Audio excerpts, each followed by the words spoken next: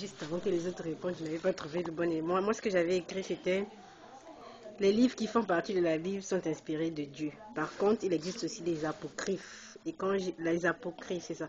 Quand j'ai lu la définition des apocryphes, c'est les livres qui se présentent comme étant aussi inspirés de Dieu. On écrit comme étant aussi, ça veut dire que c'est pas ça, quoi. Et ça, puis, c'est un homme qui a écrit ça. C'est-à-dire que lui, il a donné sa laisse-moi continuer. Voilà, j'ai dit continuer. Maintenant, comme elle a dit aussi, j'ai vu un livre où on disait que Jésus s'était marié à Marie de Magdala. Après, et puis après qu'il avait eu, après qu'il soit mort, quand il est parti dans la résurrection. Ça, c'est quoi? C'est ce que j'ai lu, je crois que ça fait partie des apocryphes, je sais pas trop. Ce sont des gens qui ont dit ça. Il y a des informations.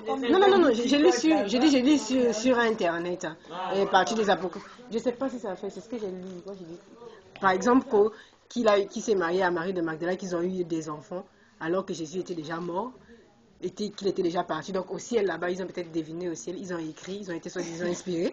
Donc ça s'oppose carrément à ce que Jésus l'a dit, par exemple, dans son livre. Il a dit: moi je vais m'asseoir à la droite du Père. Il n'a pas dit que je vais me marier avec Marie de Magdala. Donc je suppose que je ne peux pas accepter ce livre-là. Ça s'oppose.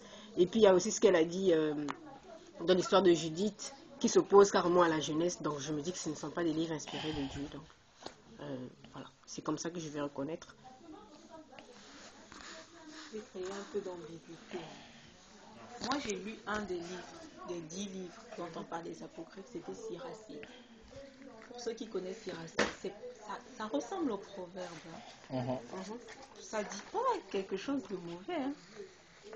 Ça ressemble. Vous voyez un peu, ça dit des trucs. En fait, c'est la Bible. Hein.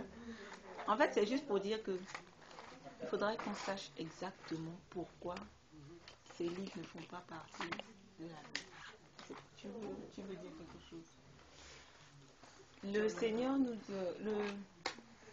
Seigneur a écrit, a inspiré ses enfants pour établir le plan de Dieu, n'est-ce pas?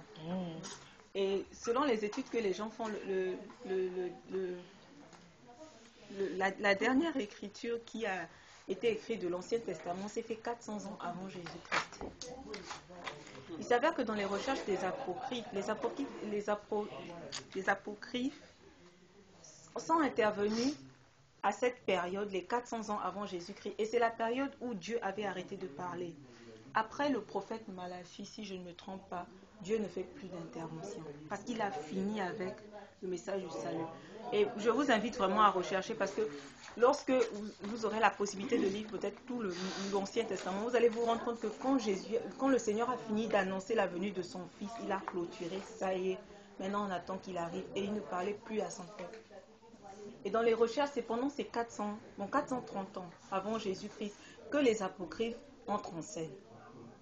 Maintenant, ce qui se passe, c'est que comme elle a dit tout à l'heure, elle a demandé à Jean-Michel, tu as failli trouver même le truc, mais tu as lâché en chemin. Tu as dit qu'on a déjà assemblé, et pourquoi encore rajouter d'autres? Pendant le 1er siècle, on a assemblé les livres de l'Ancien Testament. On a fini le canon de l'Ancien Testament.